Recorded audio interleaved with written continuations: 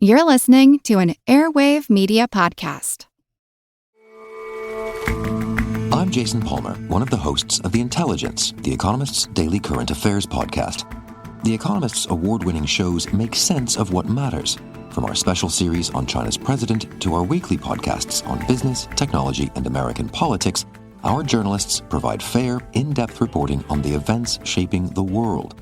To get the annual plan for less than $2.50 per month, search for Economist Podcasts Plus to start listening today. The regular season is heating up. New stars are emerging, and that means more opportunities to win up to 25 times your cash on Prize Picks, the most exciting way to play daily fantasy sports. Just select two or more players, pick more or less on their projection on a wide variety of stats, and place your entry. It's that easy. Let it fly to turn $10 into $250 with just a few taps. Easy gameplay, quick withdrawals, and injury insurance on your picks are what make Prize Picks the #1 daily fantasy sports app. Watch your favorite players and get paid doing it this basketball season. See your entries make progress during the game or make new entries for the second half and the fourth quarter. Three-pointers, assists, rebounds, and everything in between are yours for the taking. Join the Prize Picks community of more than 7 million players who have already signed up. Right now, Prize Picks will match your first deposit of up to $100. Just download the Prize Picks app and use code GET100. That's code GET100 on Prize Picks for a first deposit match of up to $100. Prize Picks. Pick more, pick less. It's that easy.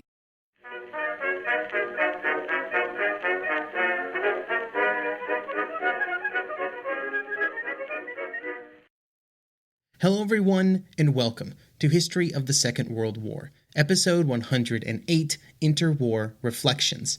As this is something of a transitional episode, I would like to take the opportunity to thank everybody who has supported the podcast over the years, even if that support is just by listening every week. You, listening right now, thank you.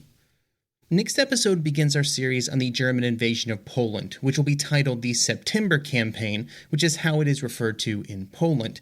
But it's been 107 episodes over the course of over 2 years, and I thought it would be a good moment to take a step back and look at some of the important themes and events from those episodes before we jump into the traditional start of the Second World War story with the panzers rolling into Poland on September 1st, 1939. First up on our list of themes is the fear of communism. In 1917, the first and then the second Russian Revolution would occur, and that would be followed by the Russian Civil War, which saw the communist government in Russia solidify itself into power. If you want to learn more about those events, I did cover them in History of the Great War, or you can just go listen to Revolutions by Mike Duncan, who covered them better than I could ever hope to. The creation of the Soviet Union is obviously important for the overall events of the Second World War, but it was also crucial to the events of the interwar period around Europe and the world. The goal of communism was to meaningfully reshape society away from how it existed at the time. This meant that the rise of communism as a popular political ideology was a threat to existing power structures all over the world. During the first years of the 1920s, the communists would decisively win the Russian Civil War, and this would just make them a greater threat to the rest of Europe. Their first steps in extending their control into Central and Western Europe was Poland, and the defeat of the Red Army at the gates of Warsaw in the Polish-Soviet War would turn into a generational setback.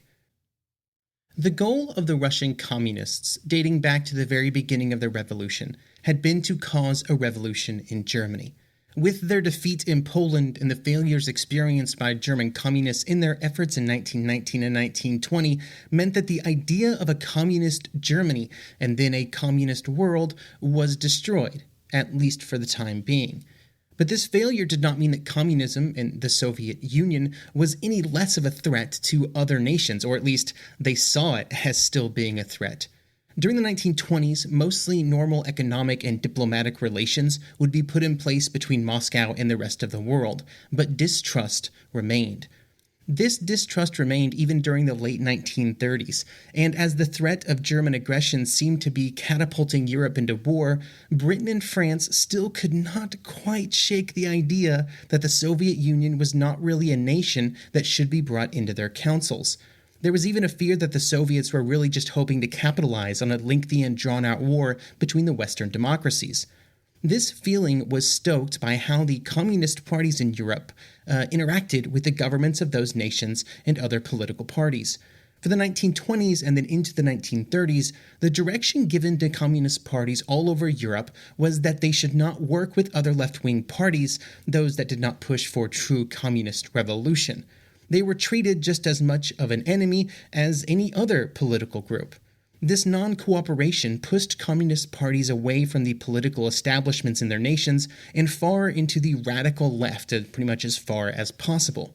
In the mid-1930s, this policy would shift to one of cooperation with socialist parties of Europe, which resulted in some real victories for this new political alliance, with France and the Popular Front being a good example. But there's always the suspicion, partially valid but also overblown, that the communist groups were always taking their marching orders from Moscow and were being used as a way for the Soviet Union to gain influence in other nations. The anti-communist views of many Western European political leaders resulted in two key decisions: the omission of a representative of the Soviet Union during the discussions that led to the Munich Agreement, and the decision of Britain and France to not aggressively pursue the possibilities of an alliance. For their part, the Soviet leaders, including Stalin, were also suspicious of the Western capitalist powers for some of the same reasons. There was concern that they just wanted to use the Soviet Union in a war so that then they could come in and replace the communist government. Soviet actions also created an entire cordon of nations that were deeply distrustful of anything coming from Moscow. From northern Finland in the Arctic Circle all the way down to the Black Sea, there was a line of nations that considered the Soviet Union to be a direct threat to their survival. This made any wider Eastern European agreement impossible. As future events would show, these concerns about the Soviet Union and how it viewed these nations was an entirely valid and justified concern. Communism was not the only revolutionary political movement that would influence events in Europe during the interwar years, and no conversation about interwar themes and topics can be complete without a discussion of fascism and Nazism. Both of these movements would have their roots in the immediate post-war years, as the general dissatisfaction among some groups in societies would grow during the economic uncertainty and societal upheavals in the wake of the First World War. Both movements would speak to a radical nationalism that believed that violence was not just an inevitability, but a desirable outcome, and that it was through that violence that these strong nations and groups would be able to assert their dominance over others. There were key differences between Italian fascism and German Nazism, particularly the place of anti-Semitism in the early years of the movements, but at their core, they both sought to appeal to the same audience in both societies, those that were dissatisfied with the status quo and believed that they could make their nations and themselves more powerful through the proper application of violence. What transitioned both groups from small radical parties that had little influence to groups that were leading their respective nations was the support that they received from the wider political establishment. Both groups would be seen as perhaps a bit more passionate in their rhetoric and actions, but not outside the realm of reasonableness, and they were seen as a great counterweight to the rising influence of the communist parties in both Italy and Germany. Both the fascists and the Nazis were seen as a possible problem, but a problem with an upside, pushing back against the grassroots support for communist parties that were equally unafraid to use violence when they felt it was justified. In 1933, in Germany, this support from the political status quo was essential to allowing the Nazi Party, after a string of electoral successes, to be brought into the government with Hitler in the position of chancellor. He was surrounded by an almost entire cabinet of what were seen as traditional and stable conservative political leaders that would prove to be completely unequipped to actually stop the sequence of events that would leave Hitler and the Nazi Party in complete control of Germany. In the beginning, the Nazi government would look a lot like the German governments that had come before it, but changes would become more rapid as time went by. The key turning point would be the Enabling Act, put in place just weeks after the creation of the Nazi government, which used the pretext of a communist attack on the government to suspend most of the personal freedoms that German citizens enjoyed. This suspension would prove to be permanent. For both the communists on the left and the fascist and Nazis on the right, One of the key ingredients in their success was a general lack of ability of the governments in many nations to gain and retain the faith of large groups of their citizens. The First World War had put unbelievable stress on the societal fabric in many nations, and in its aftermath there were many problems that were not easy to solve. Borders had been changed, nations had been created, and the cost of the war had to be paid in more ways than just currency. There were millions of war veterans who would spend their first years as adults fighting a war that was now over. Millions spent the war years in war industries that no longer existed. There were families that had experienced loss, not just among those who had went to the front, but also those who had been left behind, that had to live a life of privation due to the economic crisis in Central and Eastern Europe. There was real improvement for many people during the 1920s, which came to a crashing halt at the end of the decade with the Great Depression. Suddenly, those that had built a life after the war had lost their job, or had their ability to export their agricultural products removed, or simply suffered under rising costs. National governments all over the world tried to make changes and tried to find ways to solve some of the problems, but there were limits on what they could do and what they would do. Public works programs, increased public welfare, and other actions were taken, but for years, none of them seemed to be enough. All of these hardships gave space for more radical political ideologies to gain a larger foothold in many nations. In some, this would lead to the downfall of the democracies that had been set up after the war, with Poland being an example of a democratic government that failed in favor of a military dictatorship. In other nations, like in Germany, the democratic government was able to hang on just barely, as radical groups on both sides of the political spectrum gathered up greater and greater numbers of supporters, and the center was simply unable to hold. In Spain, this kind of radical political segmentation would lead to a civil war. It's a good vision of what might have happened in nations like Germany or Italy if events had gone slightly differently and fighting would have erupted during their governmental transitions. In Spain, the most popular political ideologies of the day would all come into the conflict with one another. Socialism, communism, anarchism, fascism, nationalism, authoritarianism, and many more were all represented. All of these changes, regardless of how violent they were, all point back to one feeling among millions of people. The established governments of the day were simply incapable of meeting their needs. From democratic socialist governments on the left to conservative governments on the right, many came to believe that there could not be the changes they believed necessary within the confines and restrictions of the existing political, economic, and societal structures. This pushed them to find groups that were not just saying that changes were needed, but also groups that were pushing for radical change, revolutionary change, and seemed completely unafraid of making those changes to their society.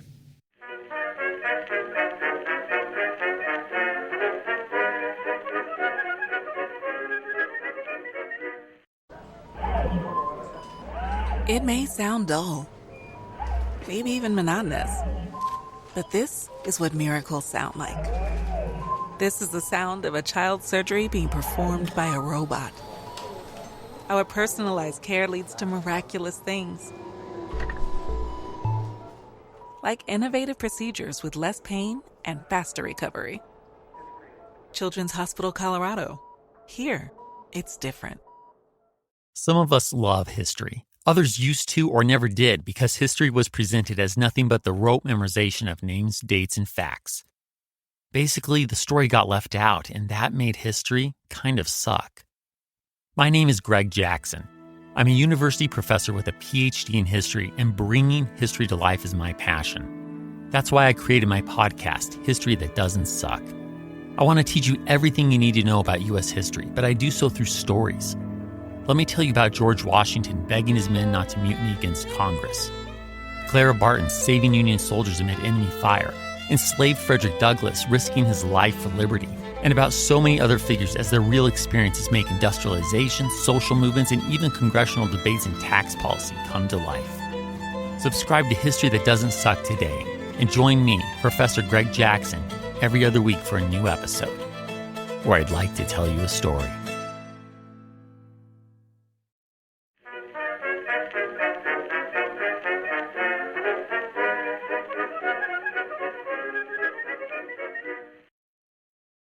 One of the similarities between all of these radical groups was their willingness to use force, which began as a willingness to meet street violence with street violence, and then when they came to power, the constant push for greater military strength in preparation for what they saw as the impending conflict which they were willing to instigate.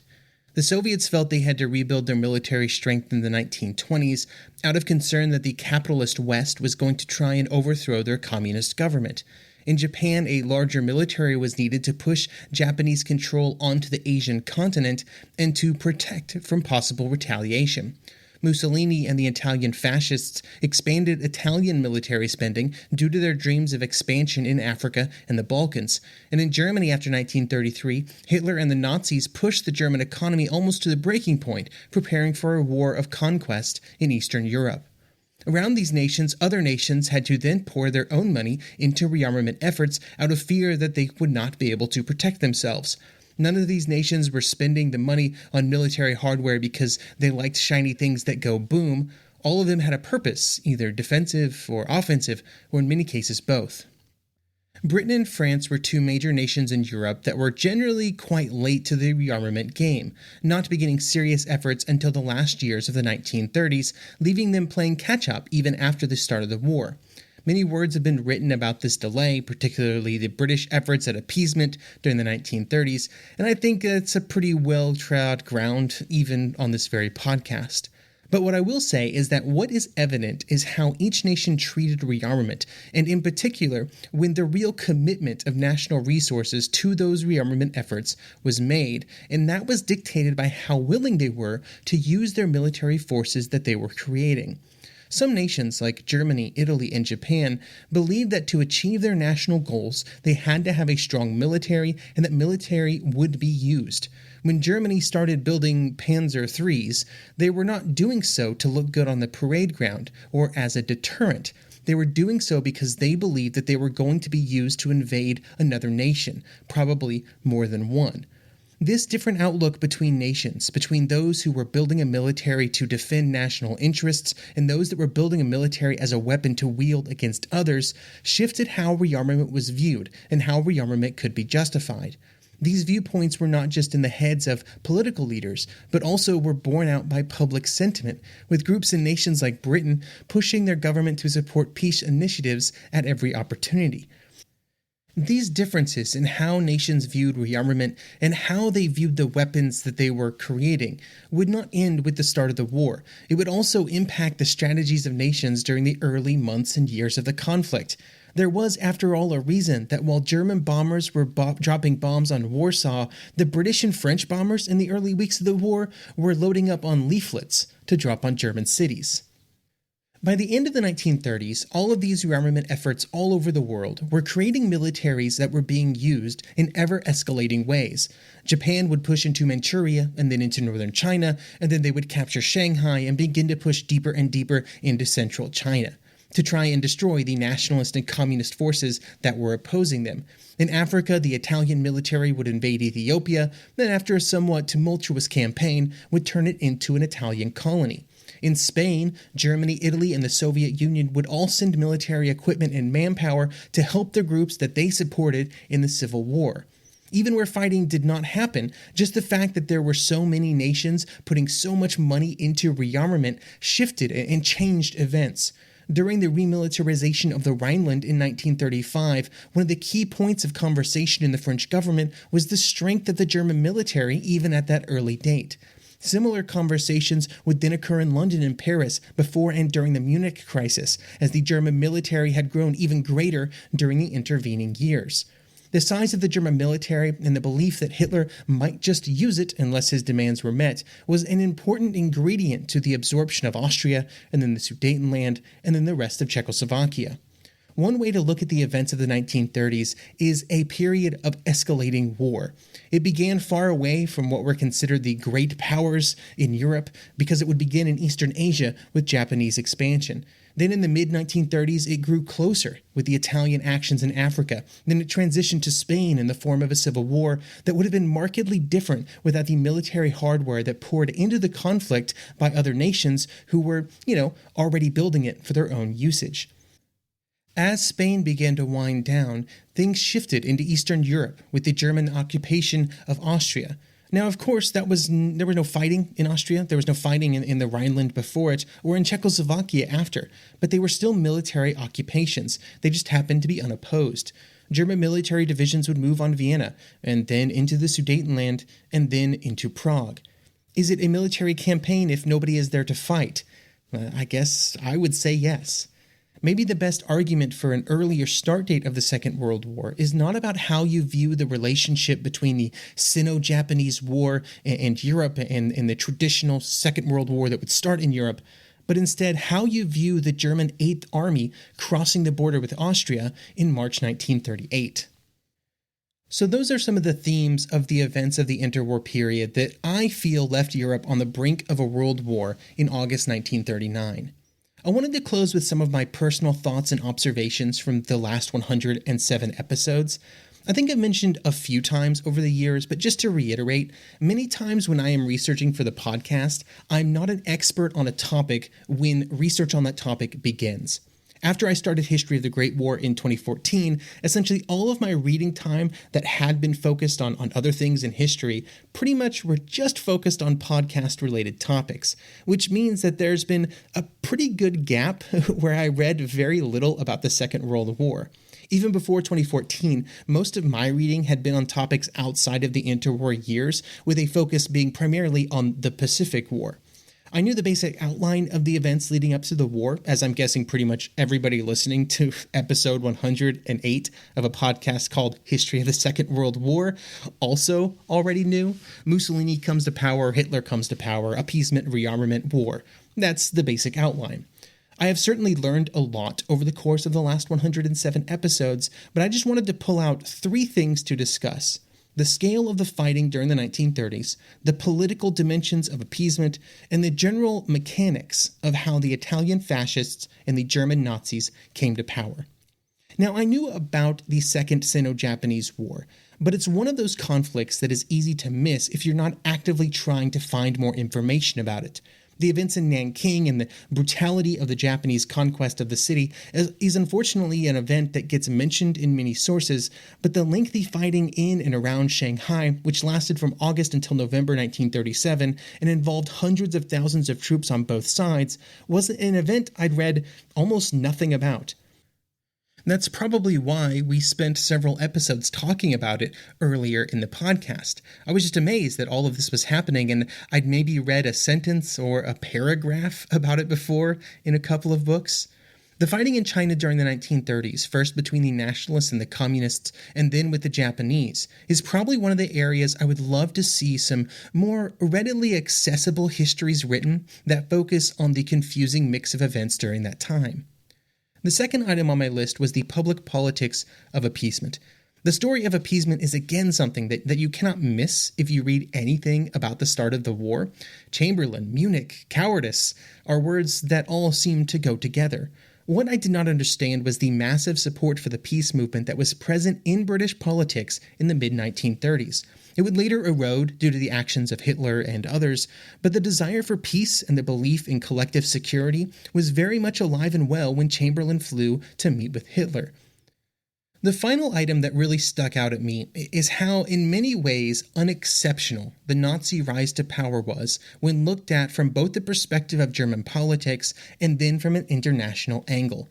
From within Germany, the creation of the Nazi government was after 2 short-lived governments under von Papen and Schleicher, which both had ruled by presidential decree with only minority support in the Reichstag since May 1932. When a deal was made with Hitler and the National Socialist Party, the new government was closer to being a majority government than had existed in Germany for almost a year. It was also a government supported by traditionally conservative leaders like Papen and Hugenberg. The feeling was that with the Nazi Party tied to the government, something they had resisted up to that point, their policies would be moderated, and the violence that they had used to garner support over the previous years would end.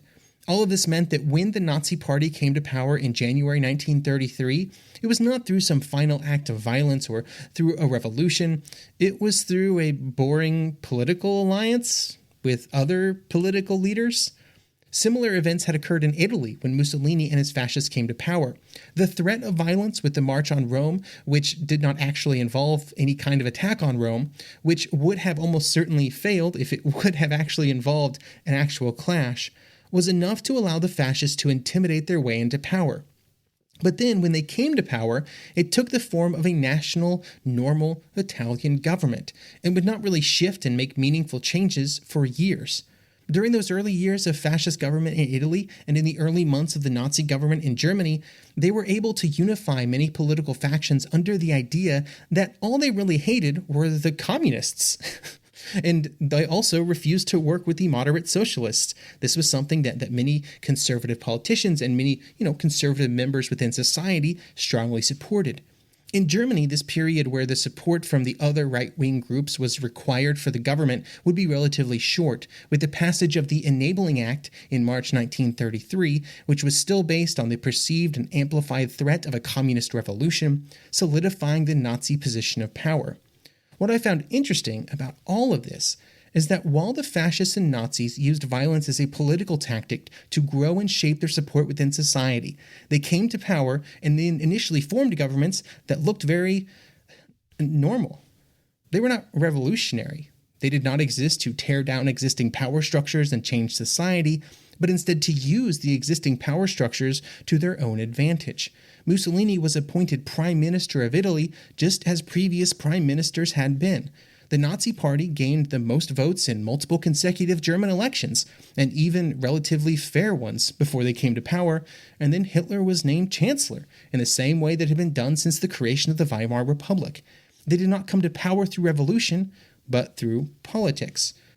The closest you can come to an answer for a singular cause of the Second World War, and a singular entity that caused that war, was the German government and its actions after 1933. And that government, which would lead to the war, millions of deaths, an unfathomable amount of human suffering, was formed completely legally, and with the support of over a third of German voters, German industrial leaders, influential German political leaders, and the vestigial remains of what had once been Germany's largest conservative party. It's a rather boring coalition, and a rather boring beginning for a government that would cause so much suffering and destruction. Now, I started this podcast way back in episode 1 with the question of whether or not the Second World War was inevitable. I stand by my initial statement that the war was not inevitable after the First World War. But I do think if you look at a short enough time span, then it can appear to be totally inevitable. The challenge is that after Hitler and his government had firmly ensconced themselves in power by, the end of 1933, there are very few courses of action by other nations that do not result in war. Now, the war could have happened earlier, and maybe its opening stages would have went very differently if the French assert the Rhineland demilitarized zone, or if the German rejection of the Versailles Treaty limits of rearmament are responded to with force, but that still probably results in war. Any true off-ramp from a military conflict in Europe can probably only exist before 1933, and would require a whole list of different decisions to be made. Changes to the Versailles Treaty might have helped, although the most problematic pieces around reparations were largely reformed through the Dawes and Young's plans of the 1920s. Changes to how the German communists interacted with other left-wing political groups might have made a difference and just given a stronger, united front to counteract the unifying nature of the Nazi Party on the German right. Changes to the international reaction to the Great Depression, which may have reduced the economic effects in Germany and other nations, might have reduced the rise of extremists or radical political groups. There's probably an endless list of different decisions the German leaders, politicians, and citizens could have made over the course of the 1920s and over the first years of the 1930s. But unfortunately for many people over the next, 20 years after 1930, it was impossible to know that any of those decisions would lead to a future war, and one that would be larger and more destructive than anything that had been seen before, even between 1914 and 1918. Overall, I hope you found these interwar episodes of the podcast enlightening and interesting. And I know that for some of you, we're taking a little while longer perhaps than you would like, but I found everything to be very interesting. And I feel like I have a much better understanding now than, say, 3 years ago for why Europe in August 1939, less than 25 years after the end of the First World War, the continent was about to go to war again. And so that's where we're at now. Next episode will be the start of our series on the September campaign, the German invasion of Poland. We'll start with a little background information because we really have to set up the plans and the equipment and the capabilities of the two militaries that are going to meet in Poland in 1939. But we are just a few episodes away from the panzers rolling into Poland. Some of you might say, finally.